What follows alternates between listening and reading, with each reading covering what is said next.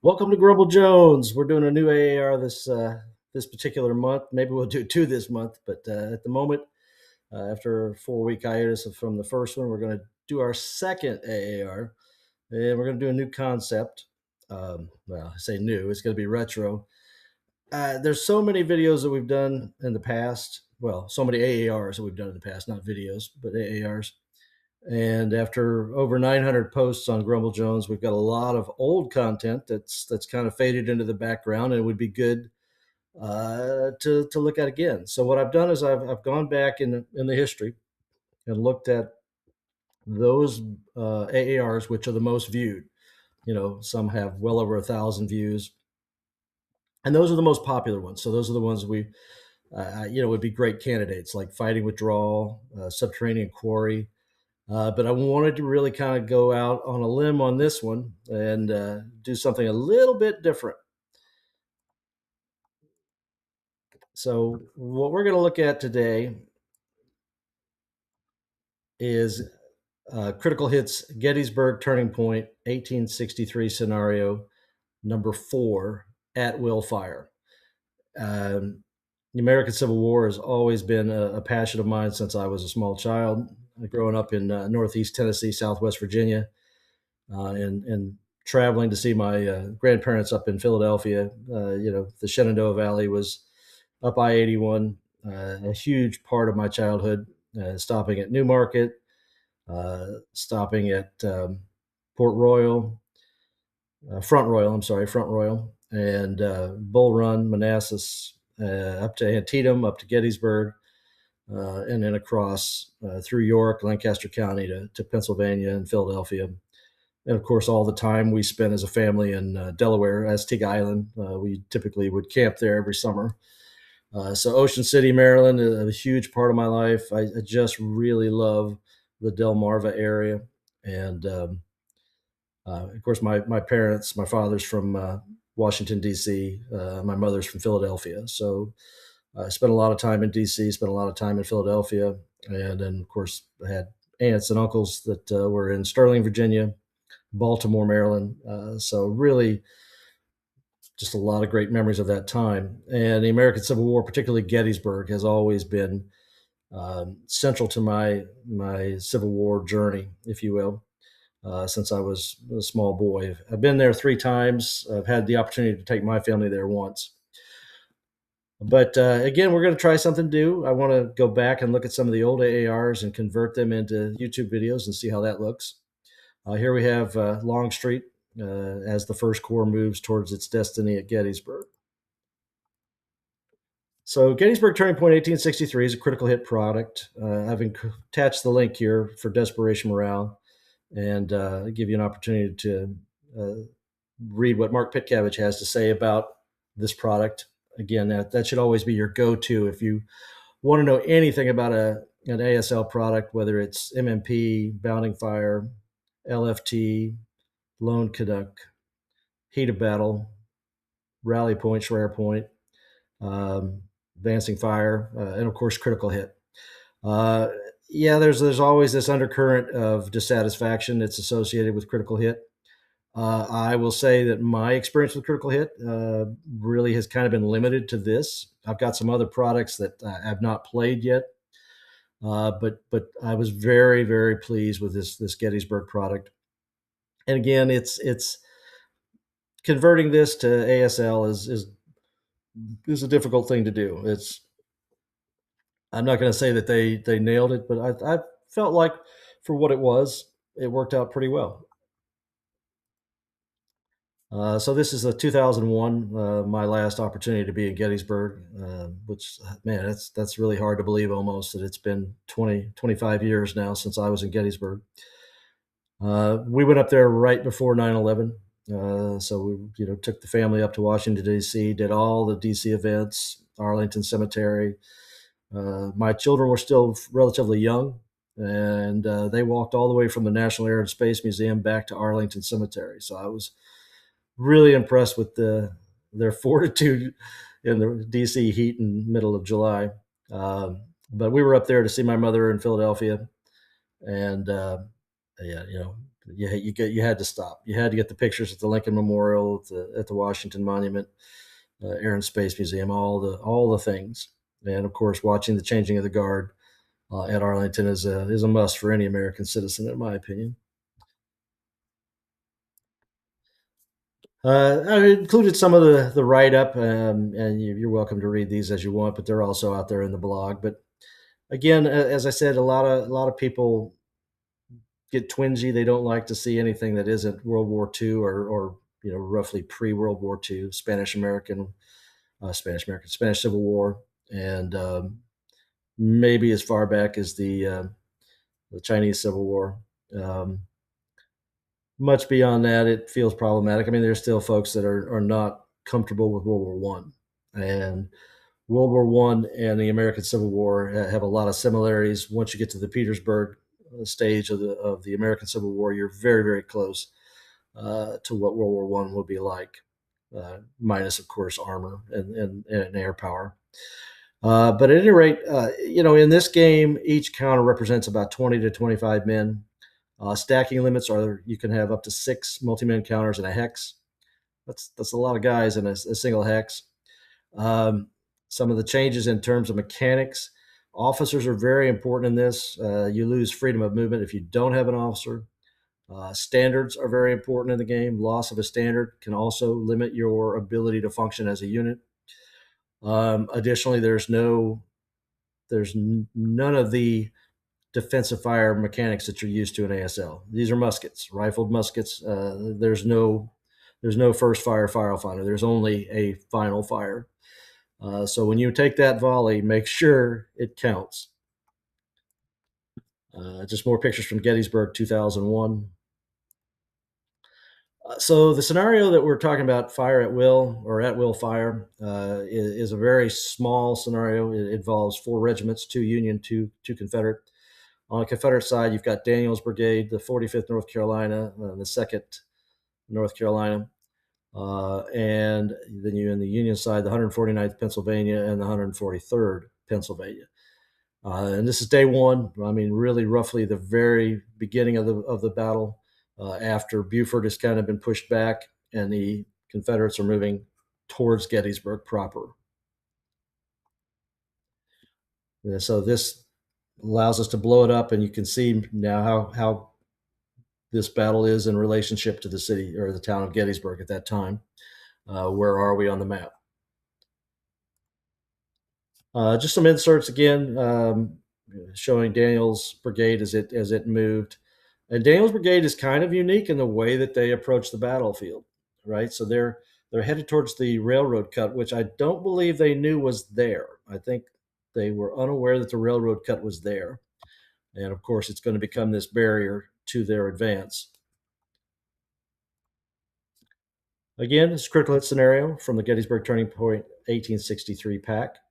We played all 6.5 turns back in July of 2019.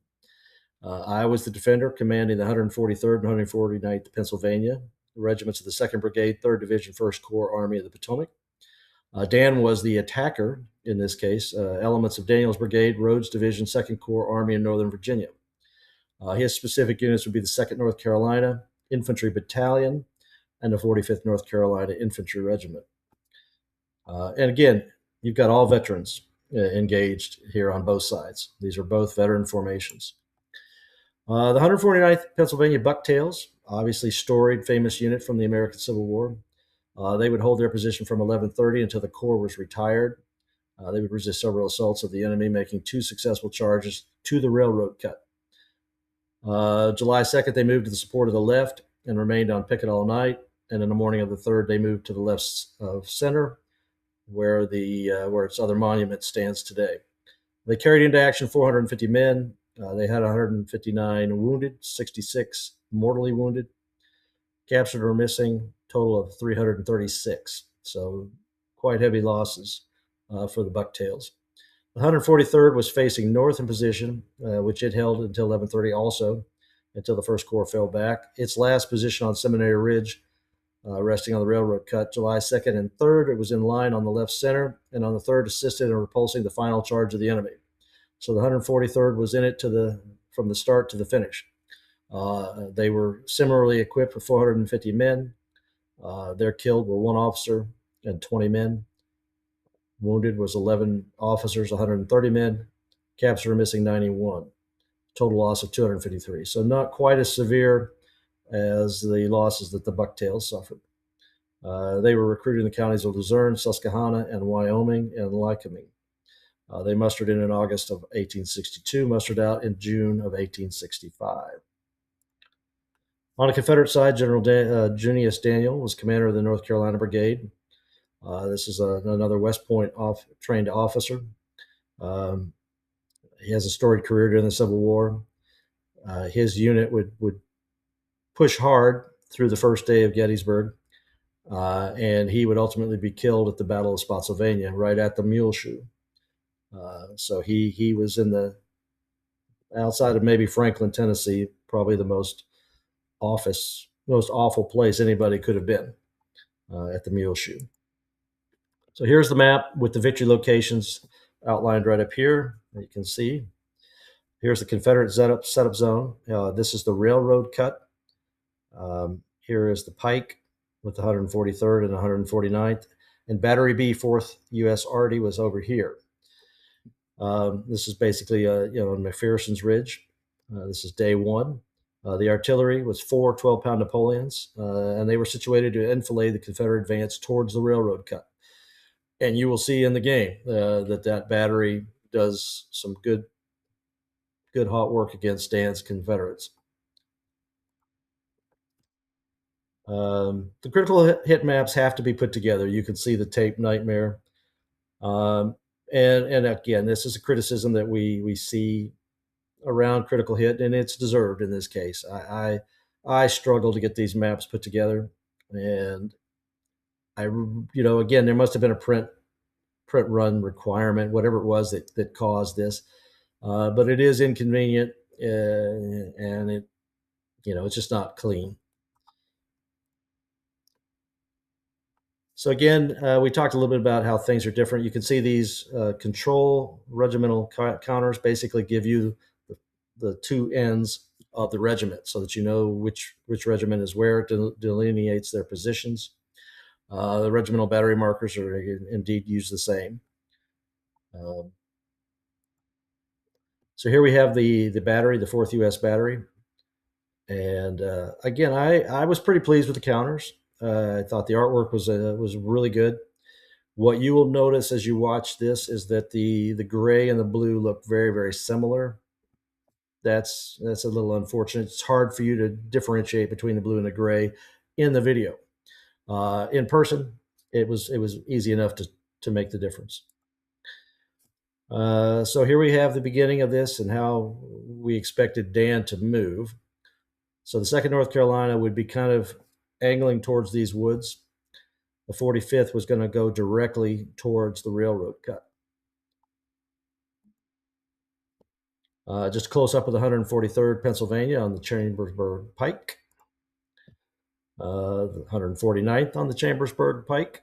You can see how everything is kind of stacked up there. The 2nd North Carolina Battalion. Now, these are Confederates. And again, in the video, those look fairly blue, but they are actually gray counters. Again, here's the 45th North Carolina preparing its advance. The battle begins. Basically, kind of a platoon movement thing if you're familiar with Korea and you're familiar with the Chinese, North Koreans, wherever platoon movement is utilized. 2nd North Carolina moved towards the woods near the 4th U.S. Battery. It gave them great cover, and I think that was primarily why Dan kind of moved that direction. These are fences right in here. And right off the bat, the 4th U.S. Battery, since you can see they're on the same elevation as my battery before they go down into this little valley into the woods. So I got some hits on the 2nd North Carolina there. Historically, the 4th U.S. Battery would not fare well. Its commander would be killed during the battle. And I believe the guns were additionally not all successfully brought back. The 45th North Carolina had moved to the fence line north of the railroad cut, and we've got some variation in elevation here that would limit some of the lines of sight, but they covered the distance very, very well to get towards the railroad cut. I would realign my forces to try to adjust to meet where Dan was headed.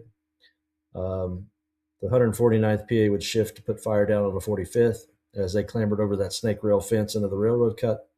The 143rd would move to the edge of the railroad cut to wait for the 2nd North Carolina to come out of the woods, because right now, obviously, can't shoot at them.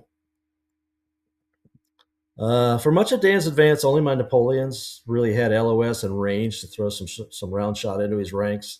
But the fence line, the boys of the 159th would unleash a deadly volley at the color guard in the center of the 45th. It would be devastating, and 75 Confederates and the color sergeant would fall dead or mortally wounded. So my first volley was a hell of a doozy. The colors of the 45th would fall to the ground as the 45th endured this hailstorm of many balls. Another side note, you're going to see a lot of images, a lot of GIFs that I took from Audie Murphy's and John Huston's The Red Badge of Courage, which remains one of my favorite iterations of that famous story by Stephen Crane. I believe there's another Red Badge of Courage that's in production right now, and we'll see how that one turns out. But I've always really enjoyed John Huston's version. The 45th North Carolina took a hard hit. They would close their ranks and prepare to enter the railroad cut. The 4th U.S. My 4th U.S. battery again turned in an outstanding performance throughout the scenario. It was landing rounds and hits on both the 2nd and 45th. But during the course of the game, I would roll 2 12s, and by scenario end, 2 of my Napoleons would be marked with ceasefire markers indicating that they were broken for the duration of the game. There's no repair in American Civil War. And then your tubes can burst, by the way. Neither of my tubes burst, which again would cause collateral damage. The situation here that we're looking at is around turn 3. The 45th North Carolina had gotten the rest of the regiment kind of aligned in the woods, and they were getting ready to emerge. I'm sorry, that's the 2nd North Carolina. The 45th was moving into the railroad cut at this point. So we would have our first disaster on the Union side. At this point of the game, we're volleying back and forth. And the 45th North Carolina volley would kill the first officer in this engagement. The commander of the 149th would fall dead with a mini ball through the head. My flag bearer would be wounded by that same volley. The 149th would be staggered and have its front reduced to 2 hexes, as nearly half of that regiment fled back towards McPherson's farm and did not return for the duration of the battle. So again, another piece of things that are different from real ASL. But you can see the charts very, very similar. And again, at this point in the battle, I'm like, wow, okay. I feel like at this point I was going to lose the battle. The 45th was already to the objective. My regiment that was defending the objective was falling back and busted up. So I was really concerned that I was in big trouble. At this stage of the game, I knew the 143rd would have to retrieve the situation. They're the only available unit to do that, as the 149th had lost a lot of freedom of movement due to the death of its commander. So Dan's kind of in the catbird seat right now, and I am dependent on a single regiment to take on this battalion and regiment. And just as the battle looked like it belonged to the Confederates, my Napoleons managed to wound and then kill the commander of the 45th North Carolina. The regiment would complete its advance into the railroad cut, but much like the 149th, they would now have their freedom of action substantially reduced due to the loss of the commander. Now you can see the positions. The 45th has taken control of the railroad cut. 2nd North Carolina struggled to get through those woods, as we would imagine. And that in of itself would prove to be a good thing for the Union forces. in that I could react to the 45th before the 2nd North Carolina emerged from those woods in front of my guns, which at this point were still in action. Um, but Dan was in control of the railroad cut, and he was hidden from sight to the battery. Oh no, I'll take that back. The Fourth U.S. was shooting right down through there and could see them. Yeah, I'd forgotten that. You have to forgive me. It's been um, 7 years now since we played this one, so I'm going on a lot of memory juices right now. Um, Now we're going to have a very interesting thing occur. It would happen for both of us with was berserkers. So as the fighting was slowing down at the railroad cut, the 2nd North Carolina emerges from the tree line, ready to do battle. Um, my boys raked their line with volley fire, and the 4th U.S. battery hit them with canister because they were within canister range. And that's when it happened. Game-changing moment. The commander of the 2nd North Carolina would go berserk. And then all down the line, nearly every man of the 2nd North Carolina went berserk also. The Confederates would soon charge to a very uncertain fate, uncertain being they're going to get wiped out. And then back at the railroad cut, one of my boys would rally in the process, and in the process go berserk. They would charge to their deaths as every musket of the 45th North Carolina poured fire into them. As you can see, they were pretty much annihilated. So those of you who are familiar with this particular AAR know that at one point during the AAR, I had a total lapse. What happened? I take all the pictures and then I go to edit the pictures before I do the AARs. In this particular AAR, I lost the last third of all the pictures I had taken.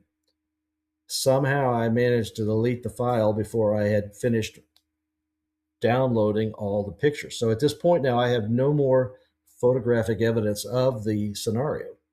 And I was using this Dharma Initiative stuff where you had to reset the clock in that bunker, whatever the heck it was. And once you did that, it saved everybody, right? So again, we're using Red Badge of Courage to kind of help me navigate this FUBAR situation. And in this situation, Henry is telling his buddy that he had skedaddled during the battle. He'd taken off. And he assumed he was the only one that had run away. Well, his buddy had as well. And that's Bill Malden. For those of you who do not know, this is Bill Malden, who did the Upfront Willie and Joe comic strip that was in Stars and Stripes during the Second World War. He was attached to the 45th Infantry Division. And of course, Audie Murphy, the most decorated veteran of the Second World War on the United States side.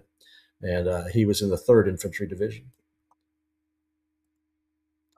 So now I had to kind of because of Civil War, this actually worked out. If I had lost all the pictures or a third of the pictures in a real ASL World War II game, I wouldn't be able to carry on. But with paint, I'm able to show you the positions of the regiments as they were, sans the counters and the individual counters themselves. But as we know, the 149th Pennsylvania is not moving. The 143rd is carrying the fight. And with the 4th U.S. Battalion, they are able to destroy the 2nd North Carolinians, who are now berserk. Remember, when last we left them, they were berserk. They charged in and we wiped them out. They were gone, leaving only the 45th North Carolina in the victory zone. Colors even of the 2nd North Carolina Battalion now fell into Union hands. So here we are at the very end.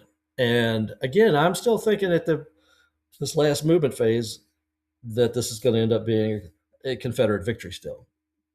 But lo and behold, I went in close combat, fixed bayonets, and the 143rd Pennsylvania, with a few guys from the 149th for support, we routed the 45th North Carolina out of the railroad cut for the win.